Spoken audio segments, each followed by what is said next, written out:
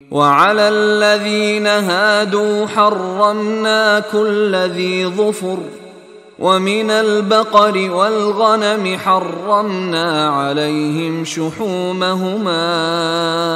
إلا ما حملت ظهورهما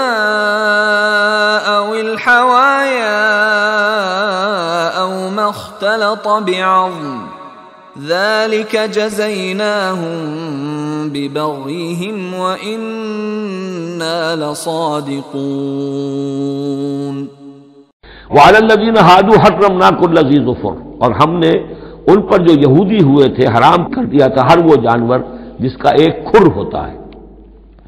جانور ایک وہ ہے جیسے کہ گائے ہے، ان کے یہ پیر جو ہے وہ پھٹے ہوئے ہوتے ہیں، اور ایک جانور ہوتا ہے جس کا کھر ایک ہی ہے، ایک ہی ناخن، تو کھر والے جانور گھوڑے کا ایک ہی ہے، تو یہ چیزیں جو ہے وہ ان کے اوپر حرام کر دی گئی تھی۔ بعض چیزیں تھیں کہ جو اصلاً حلال تھیں، لیکن یہ کہ یہودیوں پر ان کی جو وہ شرارتیں تھیں ان کی وجہ سے، جیسا کہ ہم پڑھ آئے ہیں، بہت سی چیزیں ان پر حرام کر دی گئی تھی۔ وعلی الذین ہادوا حرمنا کل ذی ظفر، اور ہم نے یہودیوں کے اوپر تو حرام کر دی تھی ہر ایک ناخن والے جانور کو۔ ومن البقر والغنم حرمنا علیہم شحومہما، اسی طریقے سے گائے اور بکری وغیرہ میں سے بھی ہم نے اس پر ان کی چربی جو ہے وہ حرام کر دی تھی۔ الا ما حملت ظہورہما، سوائے اس کے کہ جو ان کی پیٹھ کے ساتھ لگی ہوئی ہو، پٹھ کے ساتھ جس کو ہم کہتے ہیں لگی ہوئی ہے،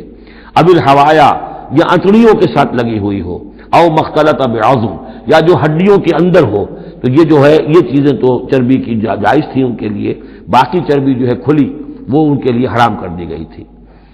ذالک جزیناہم ببغیہم، یہ ہم نے انہیں سزا دی تھی ان کی شرارت کی بنا پر۔ یہ مستقل آسمانی شریعت کا حصہ نہیں تھا، بلکہ یہ خاص طور پر ان کے اوپر تنگی کی گئی تھی ان کی معاشراتوں کی وجہ سے۔ وَإِنَّا لَصَادِقُونَ، اور ہم جو کچھ کہہ رہے ہیں وہ بالکل صحیح ہے اور درست ہے۔